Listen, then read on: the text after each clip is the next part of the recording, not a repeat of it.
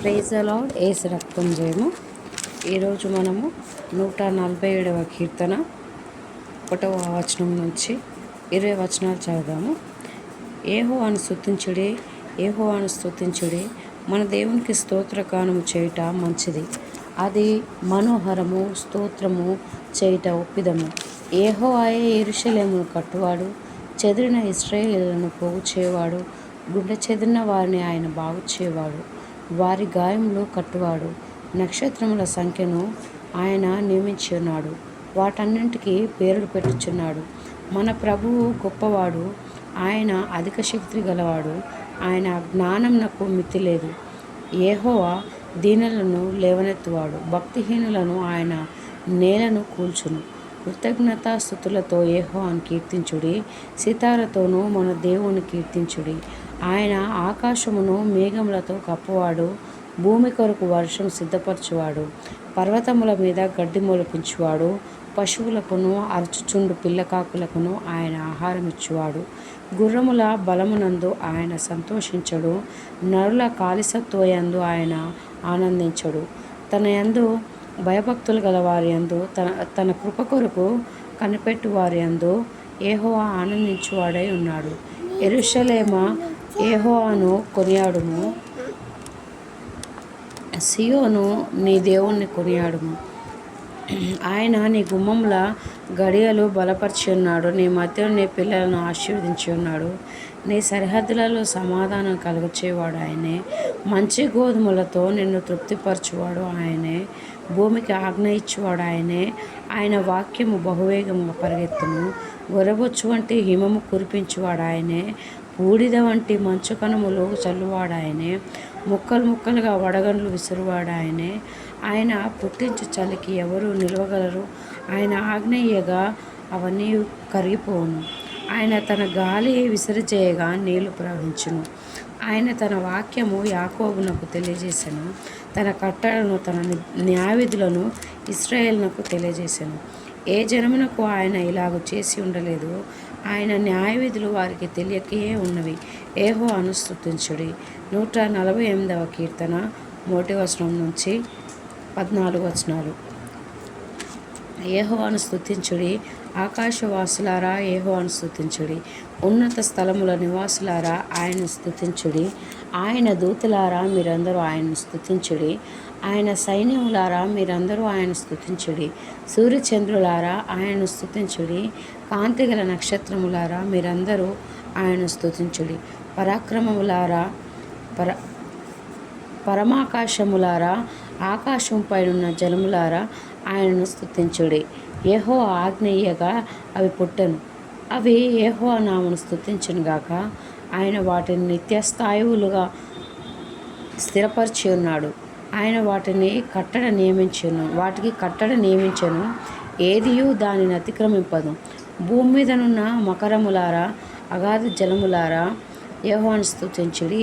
అగ్నివడగంలారా, హిమమా, ఆవిరి, ఆయన ఆజ్ఞను నెరవేర్చు తుఫాను, పర్వతములారా, సమస్తమైన గుట్టలారా, ఫలవృక్షములారా, సమస్తమైన దేవదారు వృక్షములారా, మృగములారా, పశువులారా, నేలను ప్రాకు జీవులారా, రెక్కలతో ఎగురు పక్షులారా, భూరాజులారా, సమస్త ప్రజలారా, భూమి మీదనున్న అధిపతులారా, సమస్త న్యాయాధిపతులారా యెహోవాను స్తుతించుడి. యవనులు, కన్యలు, వృద్ధులు, బాలురు అందరూ యెహోవా నామమును స్తుతించుదురుగాక. ఆయన నామము మహోన్నతమైన నామము, ఆయన ప్రభావము భూమి ఆకాశములకు పైగానున్నది. ఆయన తన ప్రజలకు ఒక శృంగమును హెచ్చించి ఉన్నాడు, అది ఆయన భక్తులందరికీ, ఆయన చెంత చేరిన జనులకు ఇశ్రాయేలుకును ప్రఖ్యాతికరముగానున్నది. యెహోవాను స్తుతించుడి, యెహోవాను స్తుతించుడి, యెహోవాకు కొత్త కీర్తన పాడుడి. 149వ కీర్తన 1వ వచనం నుంచి. భక్తులు కూడుకొను సమాజములలో ఆయనకు స్తోత్రగీతం పాడుడి. ఇశ్రాయేలు తమను పుట్టించిన వారిని బట్టి సంతోషించుదురుగాక. సీయోను జనులు తన రాజును బట్టి ఆనందించుదురుగాక. నాట్యముతోనూ వారు ఆయన నామమును స్తుతించుదురుగాక. తంబురతోనూ సితారతోనూ ఆయనను గూర్చి గానము చేదురుగాక. యెహోవా తన ప్రజలందు ప్రీతిగలవాడు, ఆయన దీనులను రక్షణతో అలంకరించునుగాక. భక్తులు ఘనత నుండి ప్రహర్షింతురుగాక. వారి నోట దేవునికి చేయబడు ఉత్సాహ స్తోత్రములున్నవి. అన్యజనులకు ప్రతిదండన చేయుటకును ప్రజలు శిక్షించుటకును గొలుసులతో వారి రాజులను ఇనుప సంఖ్యలతో వారి గనులను బంధించుటకును విధింపబడిన తీర్పు వారి మీద నడుపుటకును వారి చేతిలో రెండంచుల ఖడ్గమున్నది. ఆయన భక్తులందరికీ ఘనత ఇదే. యెహోవాను స్తుతించుడి, యెహోవాను స్తుతించుడి. ఆయన పరిశుద్ధాలయమునందు దేవుని స్తుతించుడి. 150వ కీర్తన. ఆయన బలమును ప్రసిద్ధి చేయు ఆకాశ విశాలమందు ఆయనను స్తుతించుడి. ఆయన పరాక్రమ కార్యములను బట్టి ఆయన స్తుతించుడి. ఆయన మహాప్రభావమును బట్టి ఆయన స్తుతించుడి. బూరధ్వనితో ఆయన స్తుతించుడి. స్వరమండలములతోనూ సితారతోనూ ఆయన స్తుతించుడి. తంబురతోనూ నాట్యముతోనూ ఆయన స్తుతించుడి. తంతివాద్యములతోనూ పిల్లన గ్రోవితోనూ ఆయన స్తుతించుడి. మురోగు తాళములతో ఆయన స్తుతించుడి. గంభీర ధ్వని గల తాళములతో ఆయన స్తుతించుడి. సకల ప్రాణులు యెహోవాను స్తుతించురు, యెహోవాను స్తుతించుడి. Amen. Praise the Lord. Thank you Jesus, thank you Holy spirit.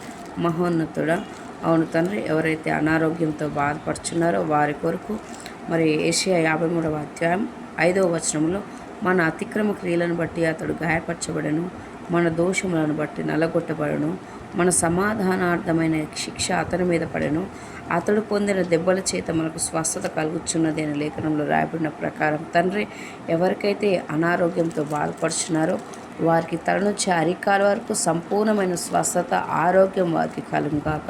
ఇంకెన్నటికీ ఎటువంటి అనారోగ్యం వారిని ఇబ్బంది పెట్టకుండా సంపూర్ణమైన విడుదల, స్వస్థత వారికి కలుగుగాక. అధిక వ్యాధి నిరోధక శక్తి వారికి కలుగుగాక అని ప్రవచిస్తున్నాను.